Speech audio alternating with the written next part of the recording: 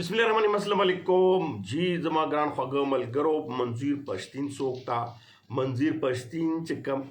د پښتنو یو تحریک روان کړه دا هغه سدي او عبدالغفار خان باچا خان زمونږ د پښتنو لیډر او د دنیا منلې نه پاکستان نه افغانستان بلکې دنیا کې منل شوی خدای خدمتگار تنظیم یقینا چې خپل ټول عمر وقف کړو او هغه د جدوجہد او بیا ورسره مختلف پښتانه یا نور کیسو راغلي خو منظور پښتین چې کوم اوس یو تحریک آغاز نوې روح اختیار کړه چې هغه یو 10 اکتوبر کې دغه روان د سومیشتو پس اکتوبر کې یو لوی جرګه کول غواړي او هغه جرګه صدا کې دا غواړي چې پښتونخوا د چې کوم پښتانه دي د لپاره بل صوبا یا بل هغه جوړ کی ځکه نن زه مجبوره شوم چې تاسو ته یو تفصیلی د پښتنو حوالې سره او د باچا خان تحریک حوالې سره او موجوده صورتحال سره تاسو ته دا یو ریسرچ په بنیاد باندې یو ویډیو تاسو سره شیر کوم خو تاسو نه ریکوست دا کوم چې لږ خپل وخت راکړئ ویډیو اخیره پرې وګورئ کني کوشش وکړئ چې د کې تاسو ته لینکس درکما هغه کتابونه وګورئ تاریخ خپل پڑھاو کوي او مختص لو د پارا جدوجہد پر یو لار وګورئ عدم تشدد چې کوم فلسفه وا یا چې کوم تحریک کو هغه څومره کامیاب او بیا هغه نه پس چې کله وایلنس راغلل مسلح جدوجہد راغلل چې اوس منظور پښتین په आवाज باندې لکه پرون چې کوم په جرمني کې د پاکستان بریښ سوزول شوی دی او افغانان او ځکه منظور پښتین بچا خان سره خو خیر څو کم نشي سمې دی خو منظور پښتین چې کم आवाज اوچت کړی دی ځوانانو چې کم جوش جذبه ده هغه چې کم نقش قدم ورته ویل شو یا هغه یو لږ شان جلک چې کم دم ته باچا خانه پکې ښکاری هغه وجه دا ده چې افغانان ونه هم هغه سره یو مشترکه شوي دي نو ځکه دا تاسو ته لږ تاریخي حوالې سره دغه ویډیو لازمي وګورئ چې کم از کم زموږ پښتانه ځوانان د خپل تاریخ نه لږ خبر وي لږ جدوجہد نه خبر وي او د دې جدوجہد کولو مقصد مدا دا ځکه تاسو ته باچا خان تاریخ لږ شانته اقدامه چې باچا خان په هغه وخت کې نه د فرنګیانو سره یعنی انګریزانو سره بلکې د وخت چې کم په پاکستان کې یا پښتنو کې یا په خپل کې کم یا تکتونو هغه سره او بیا ملایزم سره په هغه وخت کې ملایزم دومره سخت وو چې که په چا فتوا جری شي وي هغه بالکل قتل کېده شاید کېده تاسو نشو کولای ملازم سره او سوره هغه سره تحریک چلول دي او یو کامیاب لاره هغه خپل کړی و هغه وجه زکات خیمه چې دغه لکشان کا تاسو هغه تاریخ کتاب پڑھاو کین تاسو ته پته ولګي هغه حواله سره زما ډیر وخت مناخلم خو ریکوست پدنه تاسو ته داوی چې لازمی دا چې کوم دما پیغام دی ویډیو دا وخت ورته ورکړي اخیره پرې وګورئ چې د کې زه ویل څه غواړم او بیا منظور پښتین یا دی حواله سره چې کوم مخکې تحریکونه دي یا اوس جرمني کې چې کوم پاکستان بریښ افغانانو یا پښتنو وسوځولو همدغه شانتي نور چې کوم تشدد د عمران خان تاسو ګورئ جیل کې پروت دی دغه خپل یو طاقت او زمیلو هغه مسلسل روان دا پاکستان اسټابلیشمنت خلاف اسټابلیشمنت بنیادی سیس دی او په دې لږ ځان پوي کوي نو تاسو ته لږه شانتي پته ولګي باچا خان لکه څرنګه خیبر پښتونخوا نوم نو سرحدو یو آزاد لکه قبایل یو NWFP هغه باندې یو عجیبه غونته صورتحال بچا خان غدار ولې ګڼل کېده بچا خان پټه ولې غدار ګڼنده چې بچا خان نه غوښتله چې پاکستان یا هندوستان دې تقسیم شي لکه پاکستان او بھارت بلبل شي ولې هغه چې کا هغه وجوهات سو هغه تاسو ته اوس په دې کې لکه څنګه اوس پښتون خبره کوي یا نور پښتون خبره کوي یا مونږه کو نو هغه اوس تاسو ته ځکه لیدي شي دا وخت دا ځکه دی چې تاسو ته دا تاریخ پته ولګي بچا خان په 1390 کې 458 کې پیدا شو او هغه رومبه لکه تاسو ته زموږ چې بهرام خان چې والد صاحب زمیندارو او دا درېونه چې کوم عبدالجبار خان چې ډاکټر خان په نوم مشهور چې هغه د NWP وزیر اعظم هغه ټیم کې ورته وي وزیر الله ورته وي وزیر الله پاتې شو غنی خان چانه پټ نه دا او هغه یو سوچ فلسفه یو هغه خپل جدوجہد هغه ځکه پښتنو لپاره یو لوی هغه پروت دی غنی خان خپل بنیو خو مونږ به رضو عبدالغفار خان منې باچا خان منې لږ شان رضو اصل خو په دې باندې ډېر غټ ډاکومنټري پکار ده خو په دې حوالې سره چې د موجوده حالاتو وجې سره تاسو ته لږ معلومات ترلاسه شي. عبدالغفار خان باچا خان نوم چې کوم و هغه څنګه ملاو شو لکه عبدالغفار خان نه باچا خان څنګه جوړ شو دا هم یو تاسو پښتنو دغه ګورئ پښتانه اکثر جذبتي خپل غیرتي قوم ګڼل کېږي او حقیقت هم داسې ده. هغه بیا بعد کې سوچ کې مړی ول کوي خو هغه په هغه وخت کې د ملازم یو کردار داسې و چې کله بهرام خان غوښتل چې خپل بچو باندې اعلی تعلیم انګریزي تعلیم حاصل کم لوی هغه جوړ کم سره سره دینی تعلیم سره سره په هغه ټیم کې ملایانو مخالفت ورته پیدا شو خو بیا هم بهرام خان په خپل بچو تعلیمو کو په دغه کې لکه څنګه ډاکټر خان عبدالجبار خان لندن کې ډیګري واخیستلې دلته نه چې کوم میشن سکول نه باقاعده تک لاړ نو هغه یو قسم ډاکټر عہده حاصل لکه هغه پسې دویم چې کوم ورور عبدالغفار خان چې باچا خان کوم هغه هم تعلیم پیښور کې اوسه بل اخیری علی ګړھ کالج ته ورسېده. علی ګړھ کالج ته رسېدو سره باچا خان کې یو نوی چین چې کوم راتله هغه وخت کې هغه 1910 کې چې کله واپس خپل کلي ته راغله نو هغه لیده چې پښتنو ته غټ ضرورت دا ده چې هغه دپاره تعلیم ادارې جوړې شي تعلیم حاصل کړي او د جهالت دور نه وځي چې کوم په ملایزم کې ګیر شوی دی چې هغوی د صرف تعلیم چې کوم دی د قرآن مدرسو او دې حوالې سره او دنیا نه خبره دي او په دغه کې کېږي نو هغه دپاره هغه ځای په ځای باندې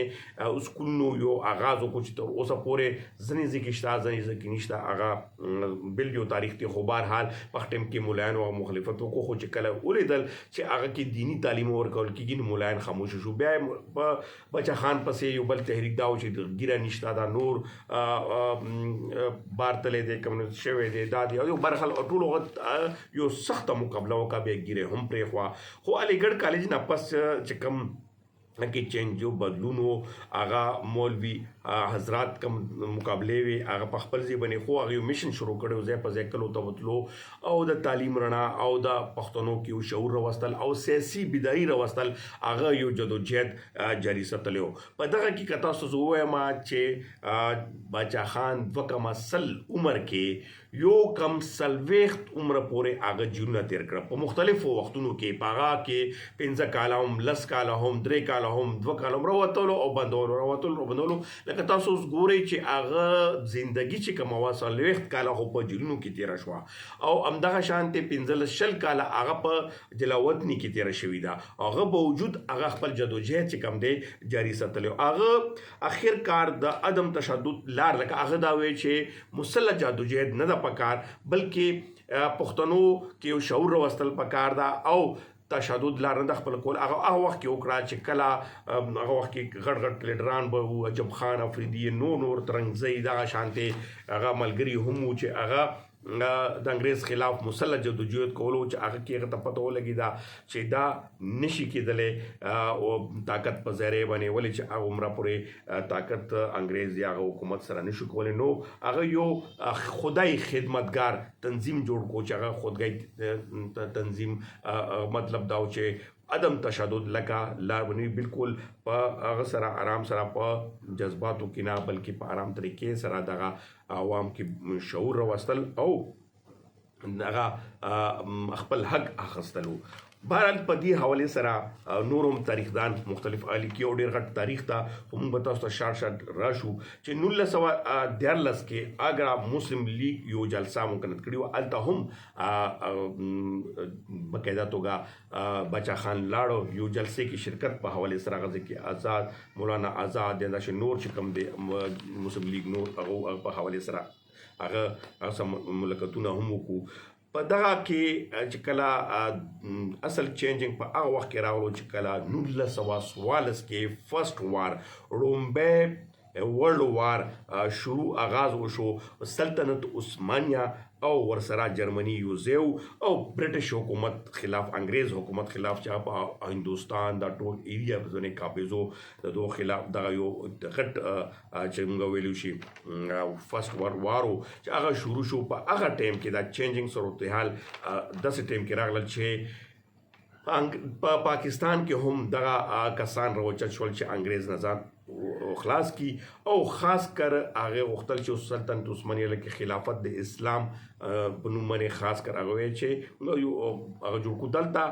بغاوت مقابله هم او الته هم خو بدقسمتۍ نه فرست وار چې کوم لومبۍ جنګ ورلډ جنګ دنیا جنګ نو هغه کې انګریز ګټه ترلاسه کا او سلطنت عثمانیه او جرمني ته په مشترکه شکست ورکړی شو په دلته کې بغاوت چې کوم هغه بغاوت کې بچا خان نوم نورم ډیر زیات نمونه ډیر هغه خو بچا خان باندې چونکې خبره کو نو هغه بغاوت ختم کېدو لپاره او په دوه باندې کریک ډاون وکړو دایره ټینګ کړل ګیلونو کې واچول او ډېرې سختیانې ورباندې تېرې کې او په دغه کې بیا 1919 کې چې غم غټ راتلو بچا خان ته کوم نوم ملوېدو هغه تاسو ته په دغه کې اوس راځي چې په هغه ټایم کې انګریز یو قانون ایکټ پاس کو چې هغه ته رولیټ ایکټ چې په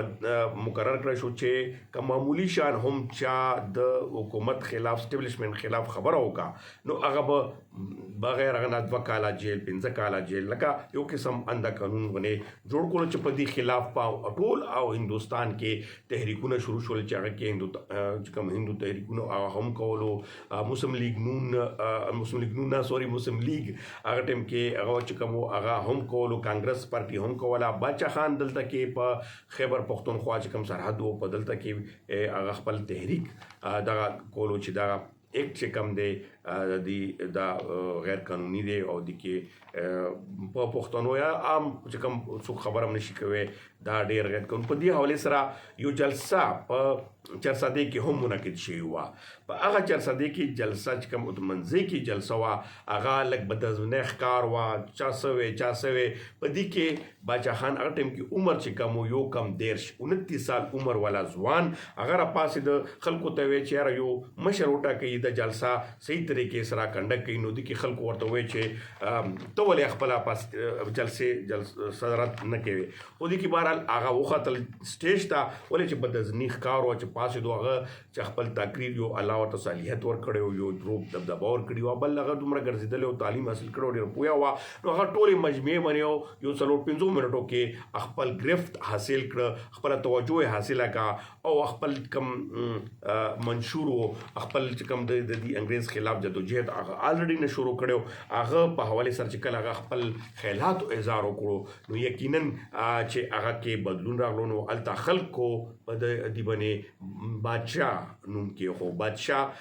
بادشاه نه راتله باچا شو ولې چې پښتو کې ځینو هغو کې الفاظونو کې باچا ډېر زیات مشهور نو اغزین عبدالغفار خان باچا شو 1919 کې چې کله دا انګریز خلاف دا تحریک شو په دغه کې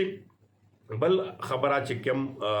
راغله په داسې دور کې چې یو طرف ته انګریز دا او بل طرف ته افغانستان کې امان الله خان چې کوم صدر وو هغه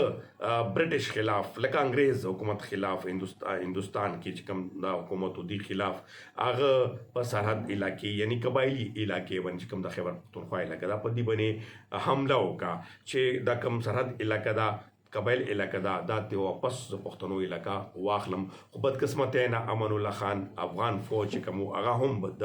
ناکامۍ ښکار شو بدقسمتۍ به ورته ویلو شو برټش فوج ته بیا کومې بیا سیله شوه دا کوم ډیورډ لاین دی دی ډیورډ لاین لکه دی بل تاریخ دی بهرحال دا به چېرته بیا څه پړاو کړو ډیورډ لاین کې ناکامه شول افغانستان حکومت او په دغه دور کې موږ ویلو شي چې باچا خان یو بیا خفګان طرف ته لاړو ولې چې د دې ناکامي ټولو نه غټ نقصان باچا خان تحریک ته هم و بیا ورسره باچا خان ته چې کوم مخکې کم کیسه راځي لکه دا که تاسو ټول تفصیلي واورئ نو یقینا تاسو ته به دا موجوده حالاتو سره هم ډېر سمون خبرې راشي 1919 کې چې کله دا فرست وار دغه ختم شو په بیا هغه نه پس دا 1919 کې د افغان کم اټیک و هغه هم برټش ناکامه کو بغاوت هم ناکامه کو 1920 کې یو دلی کې جلسه غټه جلسه منعقد شوه چې هغه کې قرارداد هم منظور شو چې مسلمانان او چې کوم هغه کې یو قرارداد داسې منظور شو چې د مسلمانان کوم هندوستان کې دي هغه خلافت ته هجرت وکړی شي چې دو یو اسلامي ملک هغه ټیم کې اوس سلطنت عثمانیه خو ډېر لري خو او ټول غټ اسلامي ملک بیا افغانستان راتله نو افغانستان ته پښتنو هجرت شروع کو په دې ټیم کې باچا خان 1920 خبره کوم چې دا یو قرارداد منور شو چې ټول بلډ شو افغانستان ته یو ټول مسلمانانو یو ریاست قائم شي او دا مخته خپل هغه کې ولې هندوستان کې خو انګريز نه کېږي خو بچا خان افغانستان ته سملګرو سره لاړو چې دا زه وګورم چې کوم مهاجرین افغانستان ته ځي الته ساله دلته چولې دل ډېر بد حال باندې چې کم کسان پښتانه د اسلام په نوم باندې د اسلامي ریاست په نوم باندې افغانستان ته تللي ډېر زیات بد حاله ښکارو نو هغه فوري خپل یو ملګری واپس سرحد ته راولېږلو موږ ټیم کې سرحد و هندوستان دیخوا نو هندوستان ته پاکستان لکه به اوس موږ ورته ویلی شو پېښور ته راولېږلو او پښتنې ویسار کړل چې کوم هجرت دپاره تیار شوي وو چې تاسو مه راځئ افغانستان ته ولې چې هلته بندوبست داسې نشته هلته حکومت هغه هم توجه نه وه امان الله خان حکومت هغه هم تنګ و هغه ویل چې دا به زه چېرته سمبلومه دغه باندې هم هغه د پښتانه ټول پېښور کې ویسار شول په هغه وخت کې کوم پېښور کې 1920 کې پښتون کوم ویسار شوي پېښور کې اوس مختلفو علاقو دغه آباد پراته دي دا یو بچا خان ډېر غټ کردار د پښتنو د پاره کو بیا هغه په افغانستان کې امان الله خان سره صدر سره ملاقاتونه هم وکړو بیا بچا خان بل کردار تاسو وګورئ چې په افغانستان کې سرکاري پښتو یا پښتو راوستل د بچا خان کردار ولې چې افغانستان باندې ایران تسلسل یا ایران چې کوم خپل حکمرانی یا کوم سلطنت افغانستان باندې هم نو هغه تسلسل ډېر اوسه پورې اثرات ورکشته نو فارسی زبان ډېر عام او بلکې سرکاري زبانو فارسی او امان الله خان مدري زبان پښتو واخو فارسی ویله پښتو ورته نه ویل لکه اوس موږ پښتانه ډېر دلته موږ پنجاب کې وګورو چې پنجابي ورزي خو پښتو نه ورزي وی پښتانه دغه شانتي صورتحال په کې وو نو بچا خان ته ډېر زیات افسوس ودرېدو هغه एकदम دغه خبره هغه کا چې امان الله خان ته وویل چې کم از کم دا پښتو ژبه کومه دا مغه کوي په پښتو ژبه باندې زه تاسو ته بله خبره هم کوم ډېر تاریخي ده هغه هم په پاکستان لکه اوس موږ ورته پاکستان چې ټیم کې هندوستان او هغه ملایانو سره په دې باندې هم مقابله کړې وه خو اول زه د امان الله خان خبره پوره کومه چې بچا خان ورته سوال وکړ چې پښتو زبان یو سرکاري کا افغانستان کې پښتنو لپاره عام کا بل تاسو را اوس حکومت ته موږ سره خو شته نه او دا خپل زبان خپل پہچان وکړو نو امان الله خان ډېر زیات اکشن واخست ډېر زره پښتو زده کا او قومي زبان هم پښتو کو اولته پښتنو سره هغه په سکولونو کې یا څه کې مکتبونو کې پښتو هم شروع کا بل پښتو باندې په دلته پاکستان اوس کې پاکستان او هندوستان او خو په خپل علاقې کې پېښور کې چرساده کې بچا خان د پر ډېر غټ مشکل دا جوړ شو چې ملایانو به د پښتو زبان نه نفرت کولو هغه ویلو چې انګریزي او پښتو زبان چې کوم دی دا د کفر زبان دی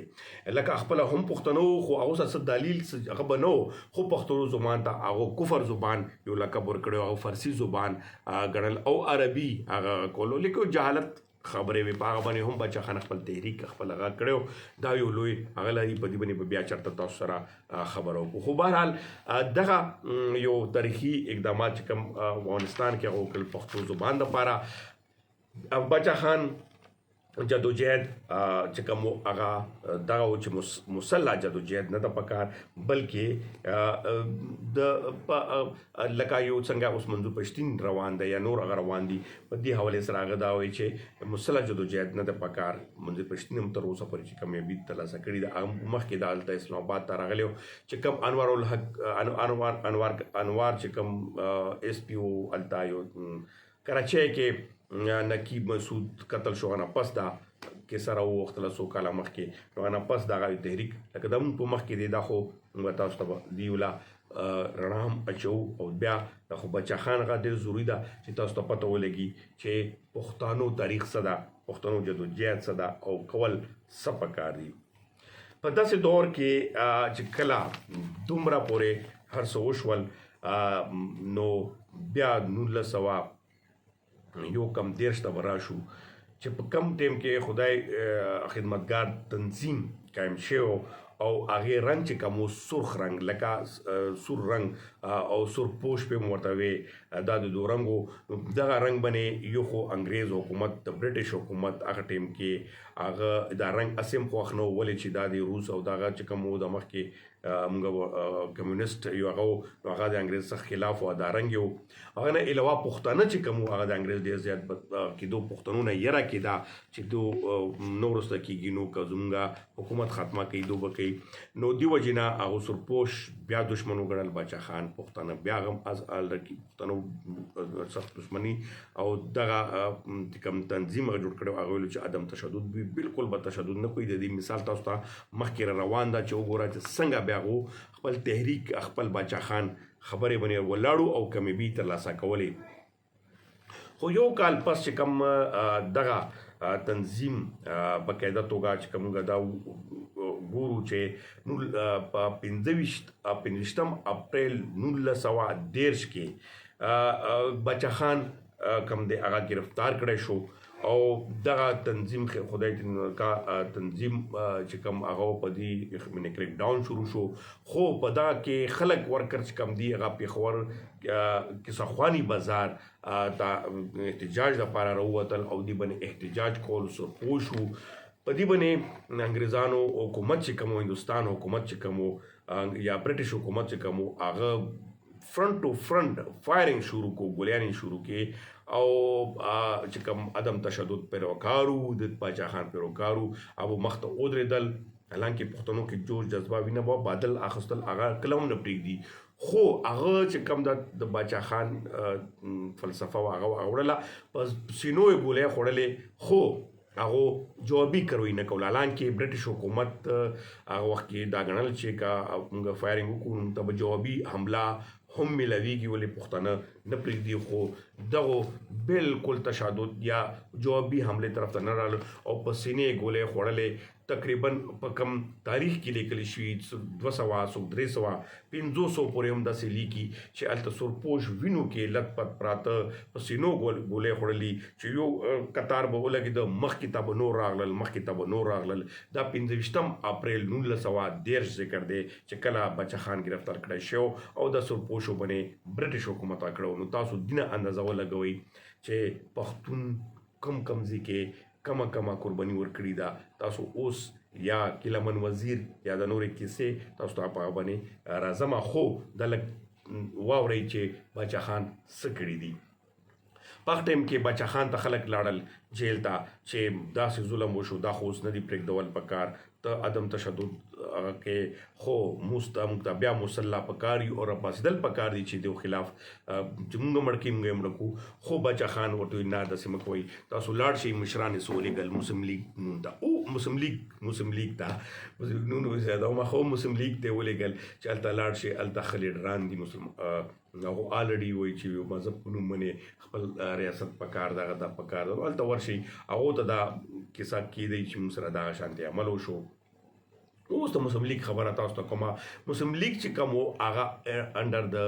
برټش حکومت خپل اسټیبلیشمنټ جوړ کړی و لکه هغه اسټیبلیشمنټ تر اوسه پورې پاکستان کې چلیږي نو مسلم لیګ والا هغو ته انکار وکړو خدای خدمتګار هغه ته چې لکه هېڅ توجه ورته ورنه کړه کم لیډرانو ډېر خفه راغلل باچا خان ته واپس راغلل باچا خان ورته چې هېڅ نه کوي باچا خان ولېږل کانګرس پارټي چې کوم ګاندھی و هغه پارټي وه په هندوستان کې لکه دا ټول هندوستان و نو کانګرس چې کوم دی په دې باندې ګاندھی باچا خان په دې باندې ډایرکشن واخیستو او بیا په هندوستان کې چې کومه قانون ساز اسمبلی وه هغه کې باقاعده په دې حوالې سره د کوم دا اوس چوک یادګار جوړ شوی دی پېښور کې دا چوک یادګار هغه چوک یادګار دی چې کوم انګریز د پښتنو باندې ګولیانې ورولي او په 100 خلک یې مړه کړي نو هغه کې هغه باندې आवाज اوچت کو په دې باندې باچا خان ډېر خوشاله شو او کانګرس سره تر اخره پورې تاسو ګورئ تاسو مخ ته راځي چې باچا خان ته غدار نور لقبونه ډېر زیات دي دا به تاسو مخ کې راځي خو کانګرس کله دغه आवाज اوچت کو باچا خان دغه الاینس او دغه اتحادی تر اخره پورې ډېره 1947 پورې وګرځول خو 1947 کې بیا باچا خان دینه خفه شو پس خبره مې هغه تاسو ته مخته راځم 1930 کې 1937 کې او 1937 46 45 دغه دور کې چې کوم دی د سور انقلاب یا سورپوش یا بچا خان پارټۍ کوم وا تحریک ادم چې کوم موږ ورته اوس تحریک ادم اجتماع د کوم پارټۍ وا هغه بقاعده توګه چې کوم د خدای خدمتګارو ابدي صوبې باندې اټم کې به ورته وزیر اعظم وې سرحد باندې وزیر اعظم حیثیت سره ډاکټر خان عبدالجبار خان د چې کوم د باچا خان ورور چې بیا بعد کې قتل کړی شو خبرم تاسو ته کومه هغه په اقتدار باندې پاتې شو وزیر اعلی حیثیت سره یا وزیر اعظم حیثیت سره په دغه دیر کې مسلم لیگ ته ډېر غټ شکست ملیدو او مسلم لیگ چې کوم رومبینه د پښتنو دشمن او د خدای خدمتګار دشمن پارټي پاتې شوی تاسو ته تاریخ سره دا اوس راځي مخې ته بیا چې کله دا غوښوا نو دا ډېر زیات نو د مسلم لیگ نور ته نور هم ملاو شو او نور هم دغه شو خو بچا خان او کانګرس چې کوم هندوستان د ګاندھی پارټي وا هغه ډېر خپله کې الاینس او مشترکه جدوجهد د انګریز حکومت ختمې لپاره جاري وو عدم تشدد دواړه کانګرس هم دغه شانتي او باچا خان هم دغه عدم تشدد فلسفه ونو دواړو ځکه مشترکه یو د جدوجهد روانو په دې دوران کې مسلم لیگ چې کوم د برټش انډر لاندې چلیده لکه قائد اعظم یا دا نور ټول پکې بیا شامل کړل شو قائد اعظم پهلا کانګرس کو د ډیرا وستل نو هغه دوران کې 1947 لمغه برا شو چې پاکستان او د افغانستان بل هغه جوړېدل شروع شو مسلم لیگ وی چې مذهب په نوم باندې پاکستان نوم تجویز کړی شو هندوستان ته باندې شو په هغه دوران کې باچا خان مخالفت وکړو د تقسیم هغه وایي چې یو هندوستان جوائنٹ هندوستان پکار دا بل ریاست پکار دی ورکې بل صوبې د پښتنو د مسلمانانو دا خو یو ریاست هندوستان مماتوي هغه وجه سوا وجه دا وا غوړو چې د پښتنو بچرته زی که پاکستان جوړ شو نو پاکستان د مسلم لیگ نون په باندې جوړیږي د پنجاب د ټول صوبې چې کم دي 2 لاس کې بوي پښتنه به همیشه نور ته نومشته نور ته سشته همیشه به دا ذلیل خواري او غلامان بوي او دو خپل حق نه محروم وي نو په پښتنه بچرته زی هغه ټیم کې باچا خان زکه دا تقسیم نه وختلو خو بهرحال بیا کله دا خبره مخې ته راغله کانګرس هم ورسره ومنله نو هغه ټیم کې باچا خان کانګرس پارټۍ نه د ګاندھی پارټۍ نه خفه شو چې دا په دې باندې دستخط ورسره کوم معاهده وشوه چې هندوستان او پاکستان دا حکومت په جوړیږي نو په دې دوران کې دغه طے شوه قرارداد کې چې یعنی دا طے شوه چې کوم سرحد دی هغه کې به ریفرنډم کیږي پښتانه به ریفرنډم کوي چې هغه پاکستان سره تلل غواړي یا هندوستان سره تلل غواړي کوم یو ملک هندوستان سره ډېره مشکل و مینس کې پارټي وګورا ته وګوره هندوستان ته کومه لار لاړه وا چې هندوستان سره شاملېږي خو بهرحال دا د انګریز فلسفه وا انګریز چې کوم خپل فلسفه کې کامیاب وو ته پښتني څنګه پیل نه تقسیم کړي تر اوسه پورې تقسیم چلیږي تر اوسه پورې زموږ پښتنه چې کوم اوس انګریز استولی یا جرمني کې یا بل ځای کې ټول انګریزان ساتي او هغه پاکستان یا د افغانستان خیرخوا نه دي خو بس هغه سبني بوتلې دي سبني بوتلې چې ډېر پښتانه به هغه سپورټ کول چې پښتانه یو ځای نشي بهرحال خبره پکې څه جذباتي راځي لکه تاریخ نه بیا ورسته کیږو په دغه دوران کې ریفرنډم د پاره باچا خان اوس د بنو ترازو د ریفرنډم ترازو او چې کوم د منظور پښتين خبره کوي هغه خبره ترازو نو په دغه دوران کې 21 جون 1947 کې بنو کې یو جرګه د پښتنو غټه مقرر کړی شو باچا خان ټول قبایلی مشران پښتانه ټول راغون کړ په دې منی خبره وکړی شو او په دا کې یو فیصله وکړی شو چې موږ ته د درېمه لار راکړی شي نه پاکستان سره شمولیت نه افغانستان هندوستان سره شمولیت درېمه لار چې کومه دا بقاعده یو قرارداد منظور شو په بنو دا غټه یو جرګه دا یو تاریخي جرګه وشوه په هغه کې ټول پښتنو دا قرارداد منظور کو باچا خان سره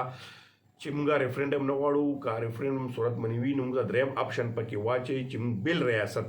لکه بل پښتونستان غواړو چې موږ خپل خود مختاري وي خپل وسایل خپل هغه باندې چې موږ د نورو غنه لرې شي او خپل یو شناخت میلاو شي هغه ورسره برټش حکومت او مسلم لیگ کله منل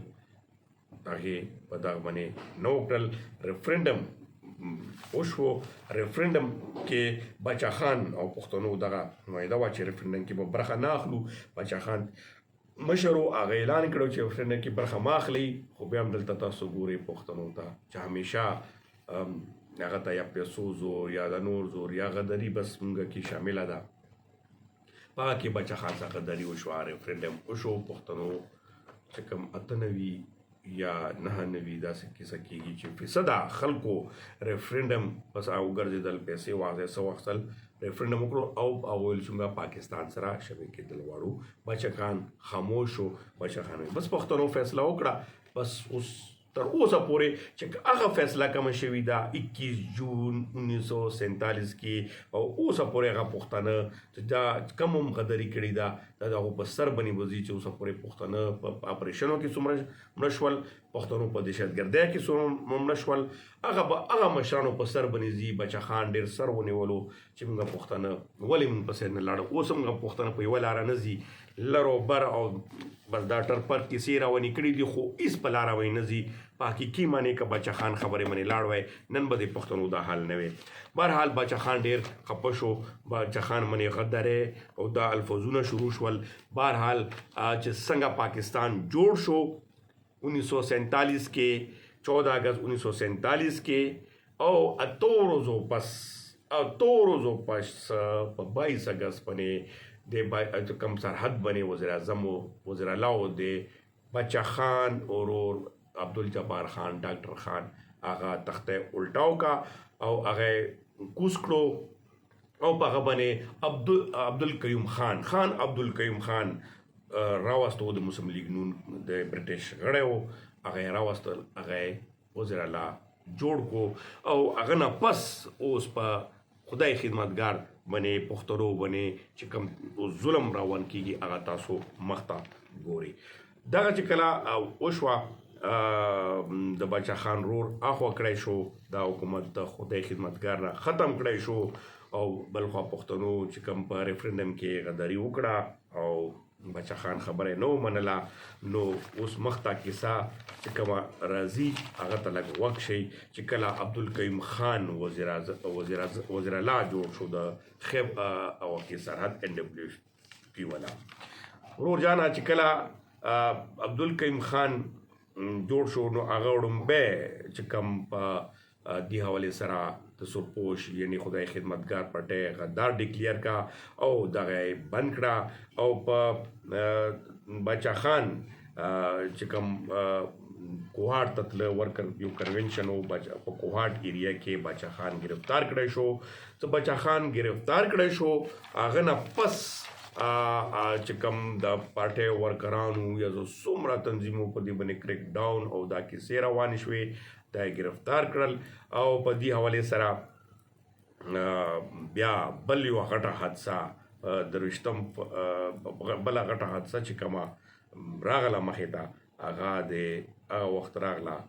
چې کله اوس په دې وخت کې تاسو ته راځم چې 23 فروری یعنی 23 فروری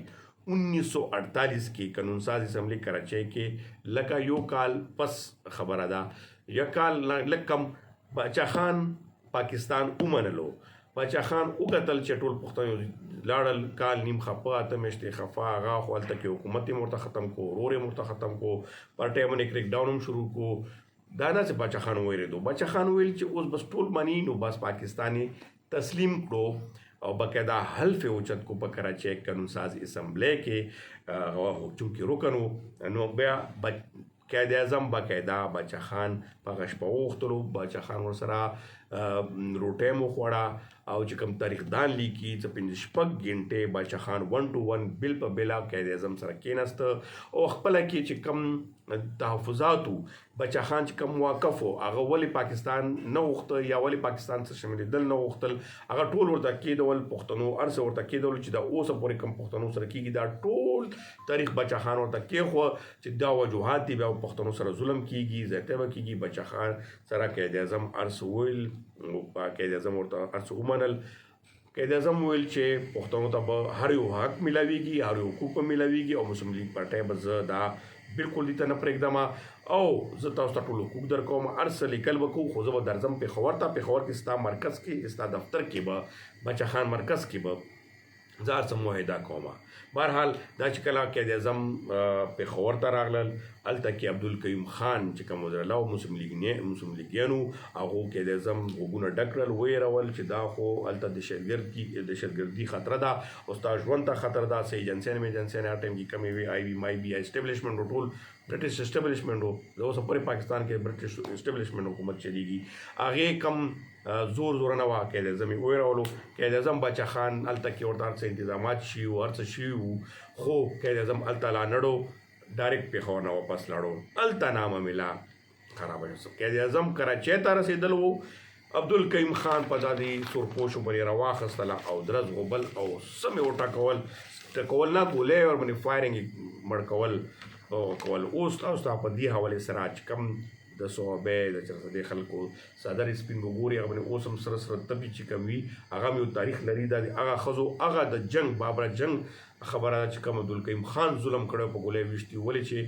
وینو نه لټ پت دنیا وا هغه خزو اوس پورې صدر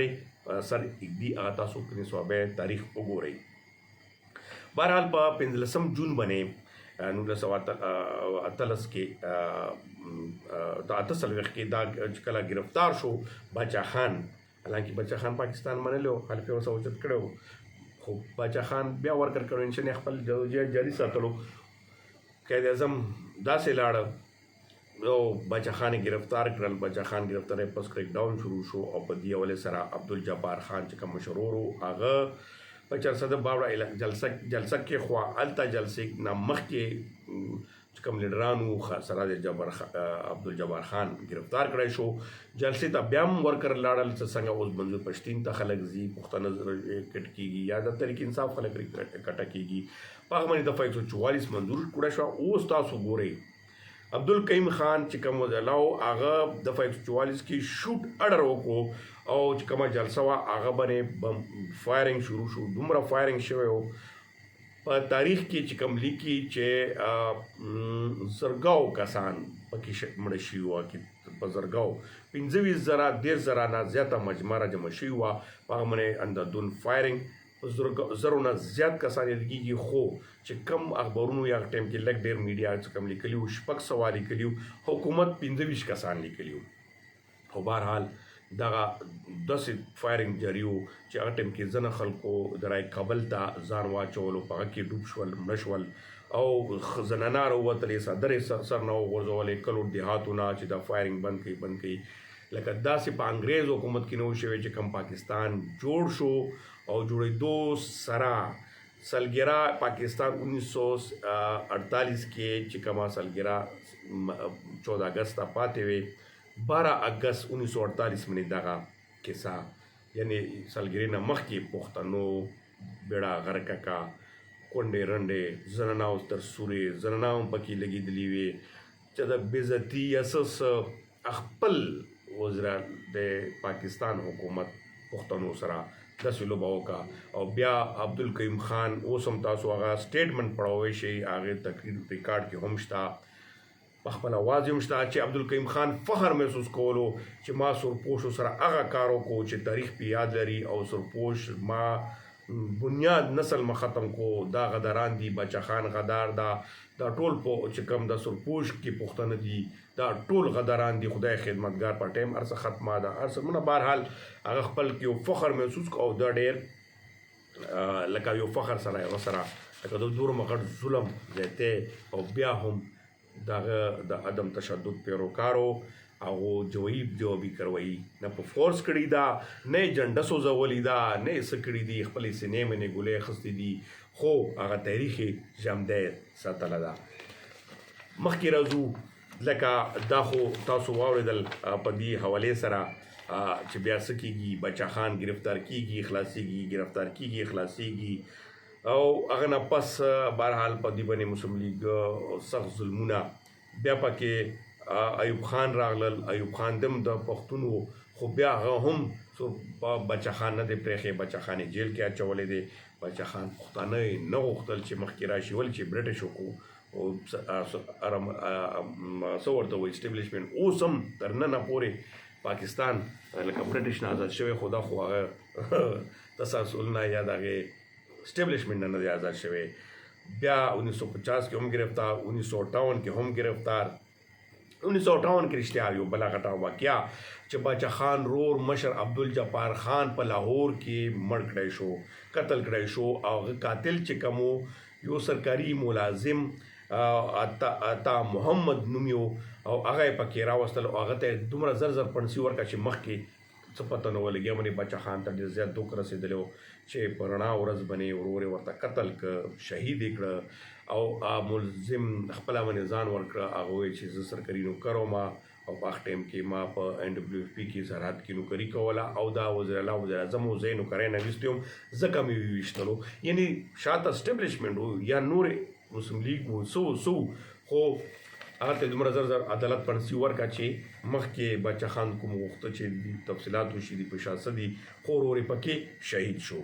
بیا راځو یو دا مسلم لیګ نه بیا ذوالفقار علي بټو هم پښتنو سره NP سره څه کړي دي بهرحال باچا خان لاړو افغانستان ته افغانستان کې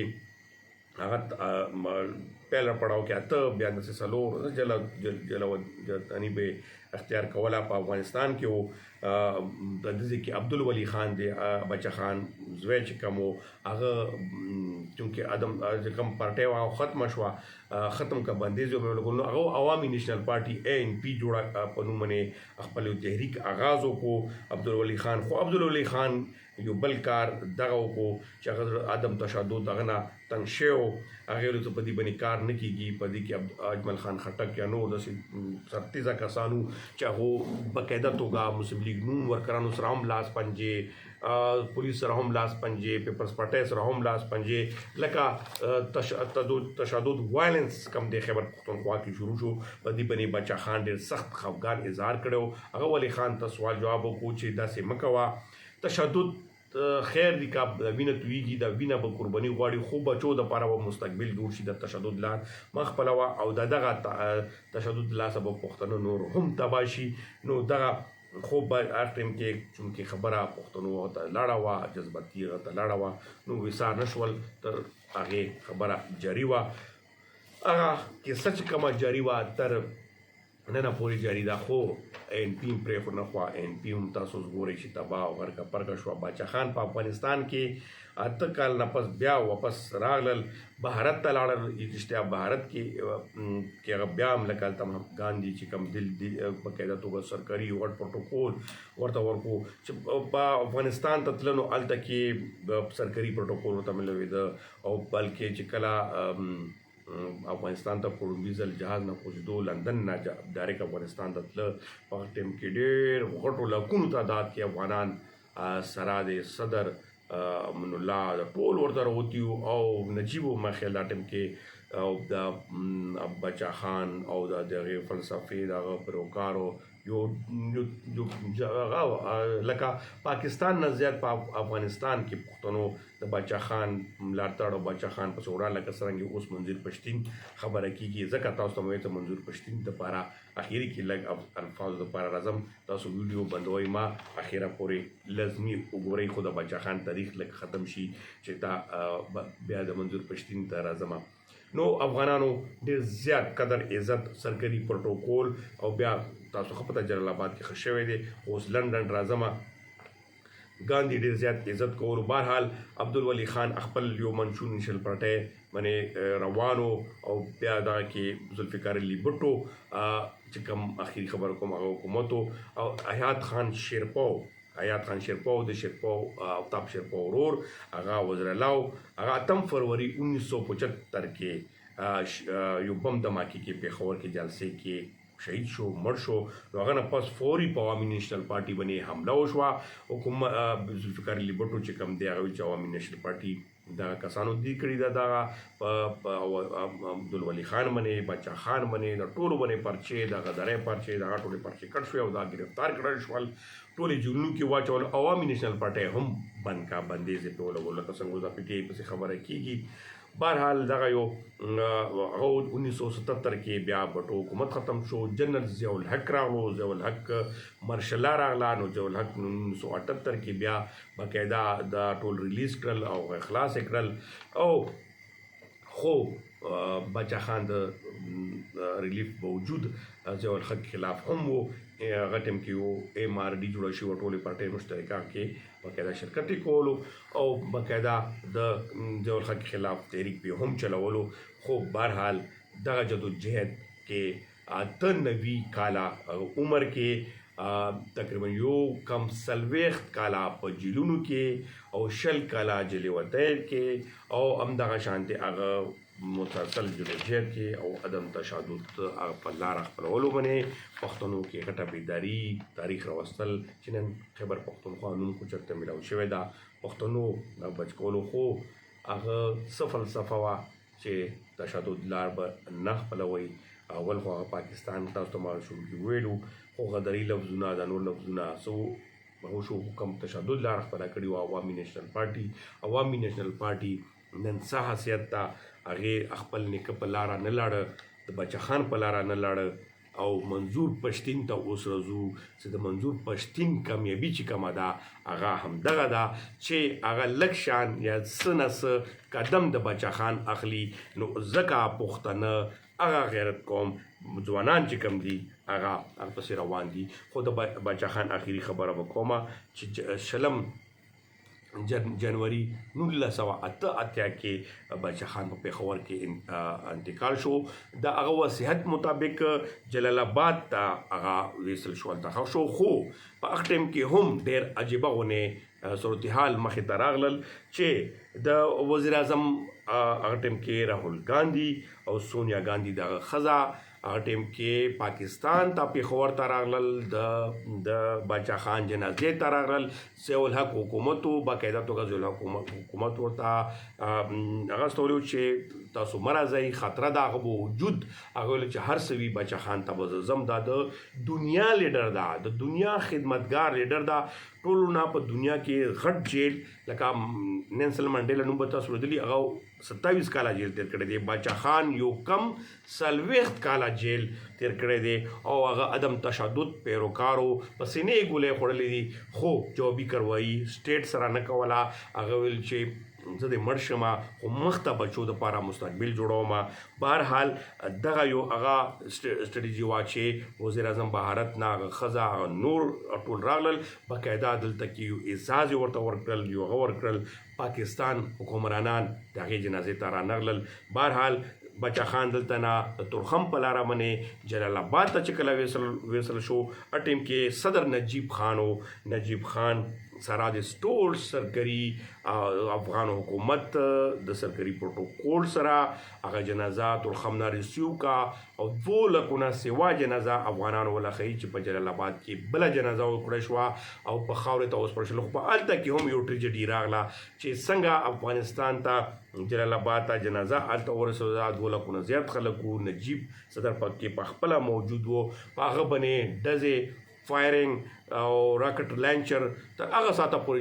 جاري وي چې څو پرې باچا خان په هغه کې ښخ کړی شوی نو هغه هم چا کول، هغه هم تاسو ګورئ چې اسټبلیشمنټ یا انګریز یا کوم څه روان و. خو بهرحال باچا خان ته په افغانستان کې هم ډېر زیات هغه اوس رځو. منظیر پښتین څو کالو خبره ده چې منظیر پښتین به وړوکړه تحریک د خپل چې کوم تنظیم و هغه د مسعود قبایل مسعود تحفظ مومنټ و هغه به کول. خو چې کله په کراچۍ کې نقیب شهید کړی شو، مړ کړی شو او پولیس ته لاسه راو انوار نو هغه خلاف هغه باقاعده چې کله اسلام آباد ته درنا یا دلته احتجاج راتلو نو اول ویلکم چې کوم کسانو پوښتنو کولو هغه کې زه هم شریک وم او ګوهر مسعود و، داسې نور نو ډېر ملګري. منظیر پښتین دي خبرې نه به انکار نشي کوی، موږ اوس هم سپورټ کوو منظیر پښتین او دا سوال هم ورته کوو چې دا کومه فلسفه ما ویله چې منظیر پښتین که چیرې عدم تشدد لار نه اخوا واوښته نو حال به مغه څه کومه تاسو ته مو ویلو چې تاریخ بیا دوهرویږي چې کوم باچا خان پټۍ سره شوي وه دینه به بدتر انجام وي. هغه افغانان وروڼو ته هم وایم چې کوم افغانان وروڼه د پاکستان بیرغ په جرمني کې سوځولی دی، تاسو چند کسان چې کوم هغو په جرمني کې دي، په فرانس کې دي، کینیډا کې، نورو ملکونو کې انګریز ورته سپورټ ورکړی دی، هغه پښتانه ساتي. تاسو دلته کې خویندې میندې تاسو راکوئ، تاسو د دې عمل د لاسه خپل دلته کې کورونه تباه کوئ. دلته ماته پته لګي دلته چې کوم افغانان وروڼه پراته وي چې هغو سره اوس پولیس ورشي، ځای ورسره کېږي، هغه بدل اخلي. تاسو خو هېڅ نه کېږي، موږ خو به هر څه کوو. بیا راشئ تکړه شي پاکستان کې وکړئ. تاسو به خپلې خویندې میندې سیټ کړې وي، د نورو پښتنو خویندې میندې پې ولې بې عزته کوئ؟ خدای رسول ته وګورئ، په دین ومنئ او احتجاج کوئ. احتجاج کې سزم شریک ناره بازي کوئ، احتجاج کوئ، تشدد لار ما خپلوئ. بیا بیرغ سوځول هغه هر څه ده، زه هم د اسټبلیشمنټ خلاف یم، خو یو سټیټ خپل هغه کلم نه غواړي، هغه جرمني سره به هم کوي، تا پښتون سره به هم کوي. تا پښتون څه کار و چې هلته د آرمي چیف ښځې ته بد رد ویل، هغه د لاسه څومره نقصان وشو، هغه د لاسه یو آرمي چیف ښځې تاسو بد رد ویلي دي، تاسو په زرګو ښځو ته نقصان رسېدلی دی، تاسو چا پې غیرت کړی دی؟ نه دی کړی. اوس رځو منظور پښتین ته. منظور پښتین خو دا نه دی ویلي چې تاسو داسې وکړئ، خو بهرحال پښتانه پکې یا افغانان موږ پکې د کې جذباتیان شته. ویډیو هم ډېره لویه شوه، خو زما جذبات هم دي، تاسو ته مې د تاریخ راوړی دی په دې باندې چې منظور پښتین څو کاله جدوجہد کې یقیناً کامیابي حاصله کړې ده، ډېر ښه جدوجہد روان کړی ده. هغه عدم تشدد لار نه خپلوي، عدم تشدد په هغه باندې ولاړ ده، باقاعده یو تحریک زور باندې خبرې نیوله ده، که هغه د ګولۍ مخ ته شي که څه شي هغه جوابي کاروایي نه ورکوي. خو خبرې چې کمې دي یا کمې نورې کیسې دي ورسره روانې دي. اوس ویلي دي چې 11 اکتوبر ټول پښتانه راټولوو، لکه څرنګه باچا خان راټوله کړي وو او باچا خان سره ریفرنډم کې 21 جون 1947 کې څه وشول. دغه شانتې اوس منظور پښتین یو کوشش کوي ټول پښتانه راټولوي او دا وایي چې پښتنو ته بل خپل یو طاقت څنګه میلاو شي او پښتنو خپل خودمختاري څنګه واخلي. 11 اکتوبر ته یو څو میاشتې پاتې دي، هغه یو تحریک شروع کړی دی په سوشل میډیا هم تاسو ګورئ. ځکه مې نن دغه حواله منظور پښتین ته دې راوستله، دا تاریخ مې ته دومره سره ویلو د باچا خان. نو منظور پښتین خو لا د باچا خان هغه څه ورته وایي، هغه د 100 کې 2% تم نه دی رسېدله، 98% یا 8% ته رسېدلو کې زه نه رسېدم. زه خو د باچا خان خاوره هم نه یم، داسې غټ پښتانه د باچا خان خاورې هم نه دي. آخر د دې لار به څه خپلويږي. خو منظور پښتین ته دا زه یو خبره کومه، ته ځوان ټول در سره ده، ځوانان تا باندې کېږي، بیا خاص کر افغان د افغانستان پښتانه تا سره ودرېږي. ګوره وروره غلط نشي، ګوره وروره په د عدم تشدد چې کوم پیروکار دي یا کوم پیروکاري ده یا دغه فلسفه ده د باچا خان فلسفه ونیسه. باچا خان فلسفې نه عبدالولي خان فلسفې ته وانه وړې، کنې ستا حل به هم دغه شانتې وي، د پښتنو به نور هم تبعي کېږي، پښتنو به نور هم ذلت کېږي، راوبځي، هر څه به وکړي، جانډې به وسېځئ، لس شل به آرمي وله مړ کړي، خو نقصان به څومره غټ رسي هغه باندې ته سوچ نشي کولی. څنګه چې باچا خان فلسفه او په هغه باندې روان شي. منظور پښتین یقینا او ما ته ډېر وروڼه په دې باندې کېږي چې ګیلمن وزیر باندې موږ ټول نه زیات خبر ولا هغه اوچته کړې ده. خو که څرنګه مې تا باچا خان رور مثال درکړو چې سرکري ایک سرکري نوکر وویشتلو او دعوی وکړه چې ما سره سرکري نوکرۍ کې ظلم کړی، ما وویشتلو، ایزر پړسي کو په شان نور لسونو. دغه شانتې ګیلمن وزیر دا وړ ګروپ نوم ورکول کېږي چې هغه کړی ده، څه به یې ورلنډ کړي، داسې نور هغه وي، تا سره څه ثبوت نشته، تا سره څه هغه نشته. بل خوا ته سټیټ سره جنګېږي، څنګه به جنګېږي؟ او پښتنو کې بیداري، پښتنو اتفاق، پښتنو یو لاره مې راوستل، دا ټول نه لوی ګران کار ده. او منظور پښتین نه موږ غواړو چې دا ته د الله نور همت طاقت درکړي او په دغه هوا حوصله درکړي. وګورو به چې 11 اکتوبر باندې منظور پښتین څه کوي او پښتانه کوم طرف ته ځي. خو ما تاسو ته ویلو چې ما ته ډېر افسوس ده، اوس خو کله هم نشي کېدلی. هغه وخت کې کله کوم وخت چې باچا خان صاحب پښتانه نه ودرېدل او ریفرنډم کې برخه واخیستله، که چیرې ټول بلاک شوي وی، یو طرف ته شوي وی، بیا به ورته برټش حکومت څه نه څه لار جوړه کړې وه، څه نه څه هغه به ورته ورکړی و. او تر اوسه پورې چې کوم پښتانه ویل کېږي یا سر نه ویل کېږي برټش حکومت ویل کله نه پاکستان جوړ شوی دا وایي چې موږ حقوق موږ حق موږ هغه خو په صحیح لاره باندې د چا لار ده هغه د بچخانۍ لار ده بچخانۍ لار به خپلول غواړي او دې باندې به راتلل غواړي ټولو ملګرو نه دا خواست ده چې د باچا خان تاریخ د باچا خان فلسفه د باچا خان ریکارډ کتابونه راواړوئ او یو ګډ پړاو کې که تاسو پښتنو سره مینه وي که هغه د افغان ده که هغه لر ده که هغه بر ده که هغه هر څه ده دا مې واورئ چې په د جنډو سوځولو په د نور باندې دا خپلو خویندو میندو ته نقصان رسوئ تاسو هغه ضلالت کوئ تاسو په جرمني کې ناست وئ تاسو په فرانس کې ناست وئ تاسو په لندن کې ناست وئ ما د ورونو دا جذبات دا خبرې په ټیک ټاک په دغه باندې واورېدل لندن نه لګېوي او مونږ داسې مونږ د ګیلمن وزیر پاکستان ته راشي افغانستان کې راشه داسې وکړي خدای رسول ته وګورئ دلته په لکاو تاسو 2% 3% خلک کې 98% خلک پښتانه دلته کې غر کوي دغه خويندې مېندې غر کوي دغه ته به تلاس ته اچوي او هغه د مشکلات ته مې اچولې دي د تاسو د بکواس تلاسه د تاسو د ښه د تحریک تاسو پښتنو ته بس ورګي الته انګريز د لاس انګريز په کارخانو کې بنو کاري کوي الته خو ته خلاف لګ څه وکا چې تاسو سره څه کوي ته دوی مرز ډیپورټ کوي دي کنه ډیپورټ کوي او تراغې دلته کې دومره غټ پښتون یې تاسو خو ما انګريز د لاسه تباہ او بربادې کته بیړه غرق کړي دا بیړه کړي نن کته لندن ته بوزي نن ته لندن کې کینی کې ته خوشاله ډېر افسوس خبره ده د شرم مقام ده د بس ډېر ماته ډېر بد راځي زه به ان نور به نه راځم خو ماته ډېر افسوس راځي بس دې افسوس سره دغه ویډیو ختموم ګنټه ویډیو مې ته وکړه او ریسرچ یا نو دا هم بار نه مخکې نه مکړو خو بیا مې تاسو ته لږ خپل کوشش وکړو سوال او مهنت نه کومه چې پښتانه خپل ځوانانو خپل تاریخ وپېژني راوځي خپل حق د پر راوځي خو لږ په طریقه باندې دغه چې کوم تاسو ګوري عمران خان ادم یا تشدد لار خپل اول څه نتیجه ده څه به کېږي پی ټی آی سره به څه کېږي نورو سره به څه کېږي پښتنو خپل